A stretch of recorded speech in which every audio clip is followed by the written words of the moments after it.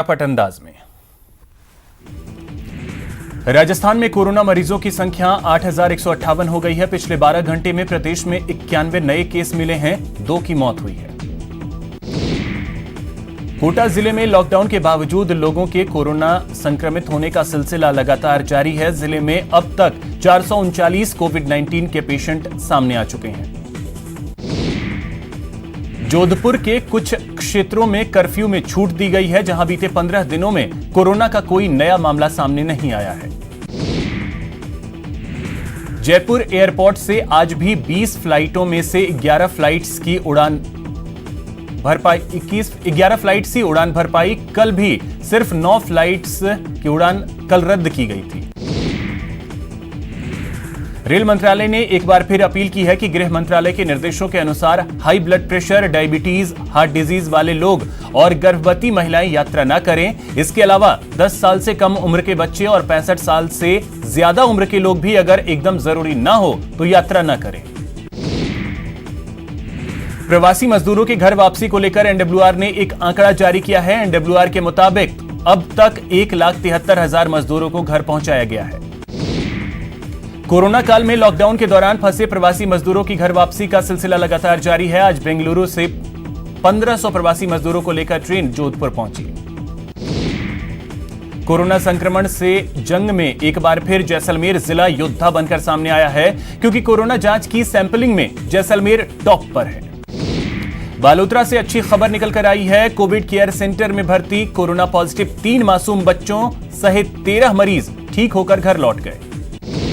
कोटा में एक lab technician corona positive मिला है, जिसके बाद इलाके में हड़कंप मच गया। जिले में अब तक 422 मरीज सामने आ चुके हैं। जालोर में अब तक कुल 9,761 सैंपल लिए गए हैं। इनमें से 6,365 की रिपोर्ट नेगेटिव आई है। 54 व्यक्ति पॉजिटिव पाए गए। बूंदी के हिंडोली में एक महिला और केशोरायपाटन क्षेत्र में एक युवक के कोरोना पॉजिटिव आने से प्रशासन ने एहतियाती कदम उठाने शुरू कर दिए हैं। यहां लोगों की आवाजाही रोकने के लिए प्रशासन ने आसपास के रास्तों पर बैरिकेड्स लगा दिए हैं। भरतपुर में एक साथ 3 कोरोना पॉजिटिव केस सामने आए हैं। एहतियात के तौर पर संक्रमित इलाके में कर्फ्यू लगा दिया गया। सवाई माधोपुर के क्वारंटीन सेंटर में खाने पीने को लेकर शिकायतें मिल रही हैं, बावजूद इसके प्रशासन सुध नहीं ले रहा। कोटा में समाज सेवी अमित धारीवाल ने एक सराहनीय काम किया है। धारीवाल ने अपने प्राइवेट स्कूल की 3 महीने की फीस माफ कर दी है। कोटा के मकबरा इलाके में 1.5 महीने बाद कर्फ्यू हटने पर लोग खुशी का इजहार करने के लिए सड़कों पर उतर आए। इस दौरान कई लोग बिना मास्क के सोशल डिस्टेंसिंग की धज्जियां उड़ाते नजर आए।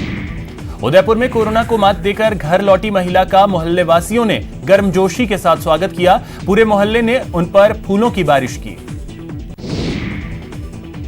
उदयपुर के एपिसेंटर बना काजी का हाटा और आसपास का क्षेत्र एक बार फिर गुलजार नजर आ रहा है, क्योंकि कोरोना काल में यहां के लोग क्वारंटीन पीरियड खत्म होने के बाद अपने घर लौट सकते हैं। कोटा में मेडिकल कॉलेज अस्पताल के कोरोना वार्ड में बेड से नीचे गिरकर एक मरीज की मौत हो गई। घटना के वक्त वार्ड में कोई स्टाफ मौजूद नहीं था। हालांकि न्यूज 18 इस वीडियो की पुष्टि नहीं करता है। जयपुर में चिकित्सा मंत्री रघु शर्मा के निर्देश पर सचिवालय कर्मचारियों के लिए काढ़ा वितरण किया गया। कार्मिकों को एक बोतल काढ़ा दिया गया। जयपुर नगर निगम में कोरोना से बचाव के लिए सोडियम हाइपोक्लोराइड का छिड़काव जारी है। हालांकि WHO ने हाइपोक्लोराइड के इस्तेमाल पर रोक लगाई है। उदयपुर में लॉकडाउन के दौरान भक्तों ने अपने घरों में ही विधि विधान से मनोरथ करने की शुरुआत कर दी। वहीं लोगों ने पूजा अर्चना कर दुनिया को इस महामारी से उबारने की मन्नत मांगी। लॉकडाउन के कारण अस्थियों को भी मुक्ति का इंतजार है। बाड़मेर शमशान विकास समिति का लॉकर अस्थियों से भर गया है। समिति के संयोजक की मांग है कि बाड़मेर से हरिद्वार के लिए बस चलाई जाए। राज्य सरकार की पहल के बाद अस्थि कलश विसर्जित करने के लिए एक नई पहल की गई है, जिसके तहत भरतपुर से हरिद्वार के लिए बस रवाना की गई। अजमेर में कोरोना काल में परेशान लोगों के लिए सरकार ने सरकारी योजना शुरू की है, लेकिन सर्वर डाउन होने की वजह से लोगों को इसका लाभ नहीं मिल पा रहा। कोटा में लॉकडाउन के कारण बंद हुए उद्योगों में काम करने वाले मजदूरों के लिए सरकार की ओर से गेहूं वितरण किया जाएगा। इसके लिए इन परिवारों को ई-मित्र पर फॉर्म भरना होगा। कोटा के भामाशाह मंडी में किसानों को टोकन जारी करके प्रवेश को लेकर बीजेपी ने कलेक्टर को ज्ञापन सौंपा। बीजेपी का कहना है कि बिना टोकन के मंडी में गेहूं और जींसों की नीलामी से किसानों को नुकसान झेलना पड़ रहा है। भरतपुर में लॉकडाउन के चलते आम के व्यापार पर काफी असर पड़ा है। बाजारों में कच्चे आमों को खरीदने में ग्राहक रुचि नहीं दिखा रहे। भरतपुर में बेरोजगारी से जूझ रहे 35 नट परिवार के लिए श्री बल्लभ राम मानव सेवा समिति मददगार बनकर सामने आया है। समिति की ओर से प्रत्येक परिवार को राशन सामग्री बांटी गई। भारतीय किसान संघ लाडपुरा तहसील क्षेत्र के कार्यकर्ताओं ने कोटा कलेक्ट्रेट के बाहर सोशल डिस्टेंसिंग रखते हुए धरना दिया और गेहूं की खरीद समर्थन मूल्य पर करने की मांग की। हड़ौती में गर्मी के चलते खरीद केंद्रों से गेहूं का लदान नहीं किए जाने से किसानों को परेशानी का सामना करना पड़ रहा है।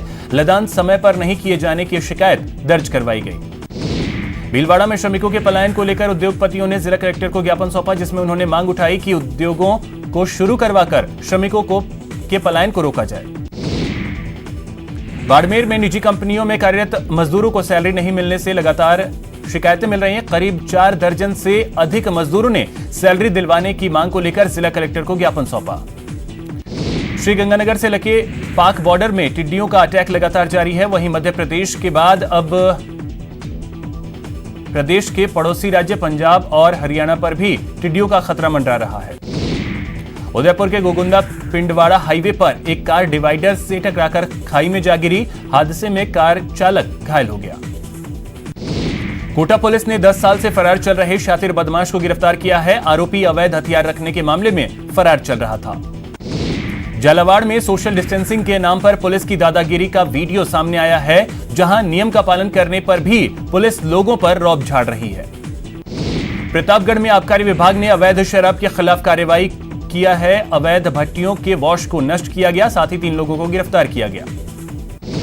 करौली में एक युवक ने कुएं में कूदकर आत्महत्या कर ली। जानकारी के अनुसार युवक लंबे समय से बीमारी से परेशान चल रहा था। राजसमंद के देवगढ़ कस्बे में कर्फ्यू के दौरान एक बोलेरो में सवार लोगों ने फायरिंग कर एक कुत्ते को मार डाला, जिसके बाद पूरे इलाके में हड़कंप मच गया। अजमेर में पुलिस ने दबिश देते हुए जुआ खेल रहे 6 लोगों को गिरफ्तार किया है। कार्रवाई के दौरान पुलिस ने मौके से 1,96,000 रुपए बरामद किए। उदयपुर के कानोड थाना इलाके में बीती रात एक घर में चोर घुस गए, लेकिन इस दौरान ग्रामीणों के हत्थे एक चोर चढ़ गया, जिसके बाद गुस्साए ग्रामीणों ने जमकर उसकी धुनाई कर दी।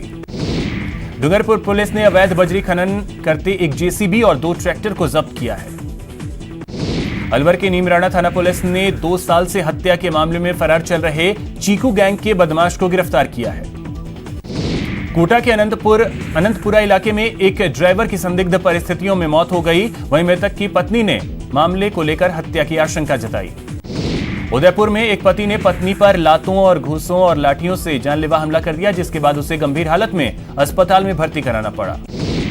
चित्तौड़गढ़ में पुलिस ने अवैध गांजे की खेती पर दबिश दी, साथ ही एक आरोपी को हिरासत में लिया। कोटा में पुलिस ने जुए के खिलाफ बड़ी कार्रवाई करते हुए 5 लोगों को गिरफ्तार किया है। पुलिस की टीम ने आरोपी के पास से 90,500 रुपए भी बरामद किए। कोटा के नेहरू नगर में एक युवक ने फांसी लगाकर आत्महत्या कर ली। जयपुर में आज एक मल्टी स्टोरी बिल्डिंग में आग लगने से हड़कंप मच गया। सूचना पाकर मौके पर पहुंची दमकल की टीम ने आग पर काबू पाया। जोधपुर के शास्त्री नगर इलाके में एक रेस्टोरेंट में भीषण आग लग गई। आग लगने से रेस्टोरेंट का सामान जलकर खाक हो गया।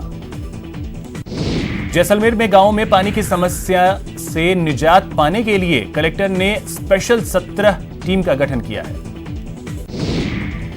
कोटा के लोगों की जल्द ही नया मिनी जेके लोन अस्पताल कोटा के लोगों को जल्द ही नया मिनी जेके लोन अस्पताल मिलेगा। शहर के न्यू मेडिकल कॉलेज अस्पताल में mother and child care wing का अलग से निर्माण किया जाएगा। एलडीसी भर्ती परीक्षा में जनरल और ओबीसी के 587 पद कम करने का विरोध लगातार जारी है। भीलवाड़ा जिला कलेक्ट्रेट पर आज विश्नोई टाइगर फोर्स के बैनर तले विश्नोई समाज के लोगों ने प्रदर्शन किया। उन्होंने मुख्यमंत्री के नाम जिला कलेक्टर को ज्ञापन सौंपा। प्रदेश के 21 जिलों में मौसम विभाग ने अलर्ट जारी किया है। मौसम विभाग के अनुसार इन जिलों में धूल भरी हवाओं के साथ बारिश हो सकती है। बीकानेर में तेज गर्मी का प्रकोप लगातार जारी है। भीषण गर्मी में भी पुलिसकर्मी ड्यूटी पर डटे हैं। अजमेर में बढ़ती गर्मी को देखते हुए लायंस क्लब ने पक्षियों के लिए पानी की व्यवस्था करने के लिए परिंदे बांधे। अजमेर के अतिथियों को प्रतीक चिन्ह देकर सम्मानित किया गया। यहां रुकेंगे एक छोटे से ब्रेक के लिए।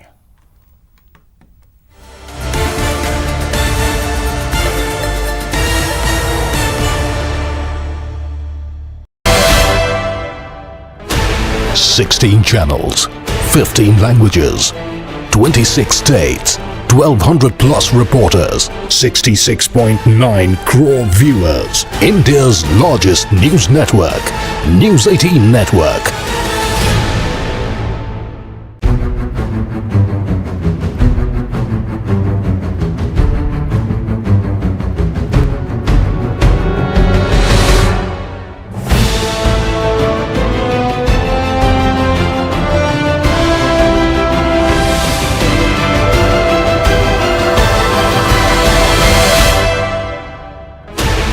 Sixteen channels, 15 languages, 26 states, 1,200 plus reporters, 66.9 crore viewers. India's largest news network, News 18 Network.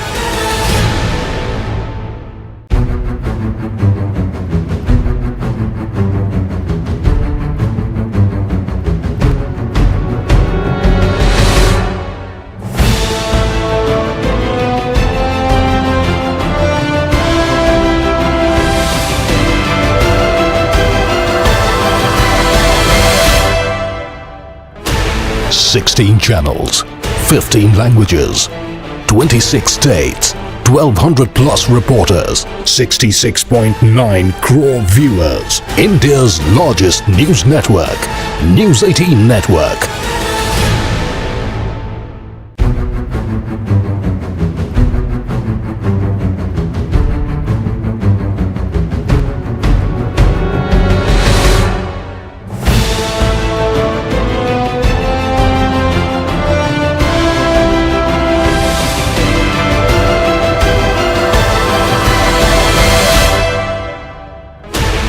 Sixteen channels, 15 languages, 26 states, 1,200 plus reporters, 66.9 crore viewers. India's largest news network, News 18 Network.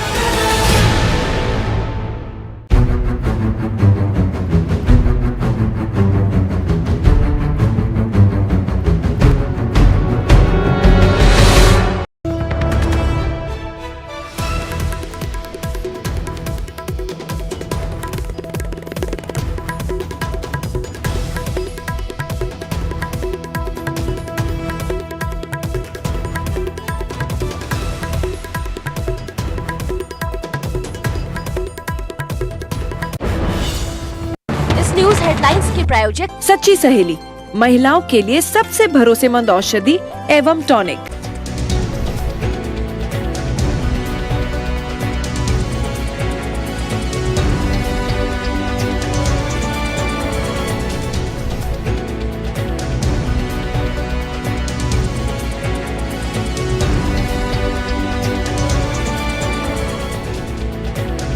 इस न्यूज हेडलाइंस के प्रायोजक सच्ची सहेली, महिलाओं के लिए सबसे भरोसेमंद औषधि एवं टॉनिक।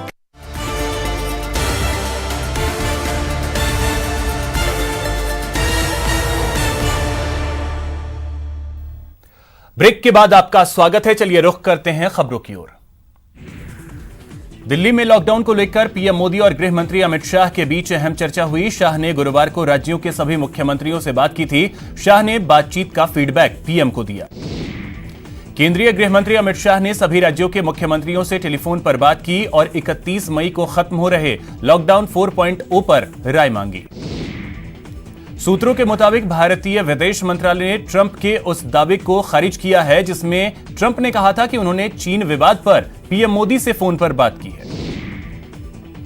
इससे पहले खबर आ रही थी कि भारत चीन सीमा विवाद पर अमेरिकी राष्ट्रपति डोनाल्ड ट्रंप ने बयान दिया है। ट्रंप ने कहा है कि चीन से बॉर्डर विवाद पर प्रधानमंत्री नरेंद्र मोदी अच्छे मूड में नहीं है। साथ ही दावा किया जा रहा था कि अमेरिकी राष्ट्रपति ने कहा है कि दोनों देशों की सेनाएं बहुत ही ताकतवर हैं। इस विवाद से भारत खुश नहीं है और मुमकिन है कि चीन भी खुश नहीं है।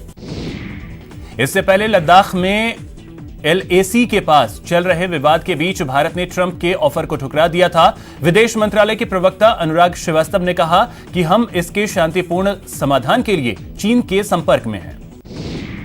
भारत चीन सीमा विवाद में अमेरिकी राष्ट्रपति डोनाल्ड ट्रंप की सक्रियता के बाद चीन के रुख में नरमी देखने को मिल रही है। भारत में चीन के राजदूत सुन विडोंग ने कहा कि दोनों देश एक दूसरे के लिए खतरा नहीं है। बिहार के गोपालगंज में हुए ट्रिपल मर्डर केस को लेकर बिहार में सियासी पारा चढ़ता जा रहा है। तेजस्वी यादव आज पार्टी नेताओं और कार्यकर्ताओं के साथ गोपालगंज के लिए कूच करने को तैयार हैं। प्रशासन ने तेजस्वी यादव को गोपालगंज जाने की अनुमति नहीं दी है। कोरोना संकट और लॉकडाउन के मद्देनजर प्रशासन की ओर से यह फैसला लिया गया। पूर्व मुख्यमंत्री राबड़ी देवी के आवास के बाहर पुलिसकर्मियों की अतिरिक्त तैनाती कर दी गई है। तेजस्वी यादव गोपालगंज जाने पर अड़े हुए हैं। पुलिस ने उन्हें वहीं रोक दिया है। रेल मंत्री पीयूष गोयल ने गंभीर रोग से ग्रसित लोगों को श्रमिक स्पेशल ट्रेन में यात्रा न करने की अपील की है। साथ ही उन्होंने कहा कि गर्भवती महिलाएं और बुजुर्ग यात्रा न करें। कोरोना के बढ़ते मामलों को देखते हुए हरियाणा सरकार ने दिल्ली से जुड़े सभी बॉर्डर को सील कर दिया है, जिसके बाद वहां भारी जाम लग गया है।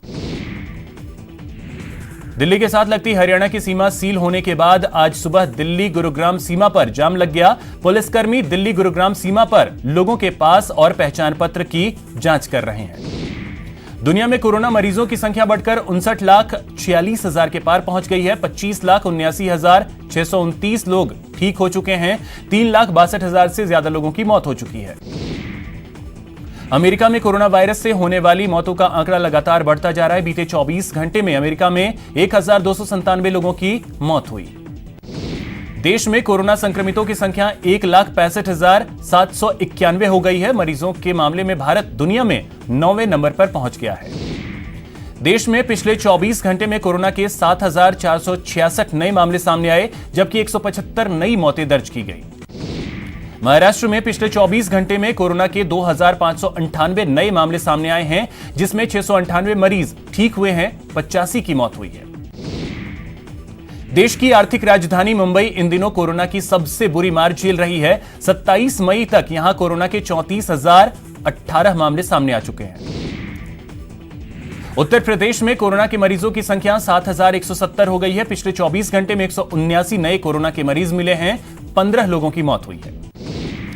पंजाब विश्वविद्यालय के अंतिम वर्ष के छात्रों की परीक्षाएं जुलाई में होंगी। हर केंद्र में एक सत्र में अधिकतम 150 अभ्यर्थियों के बैठने की अनुमति होगी।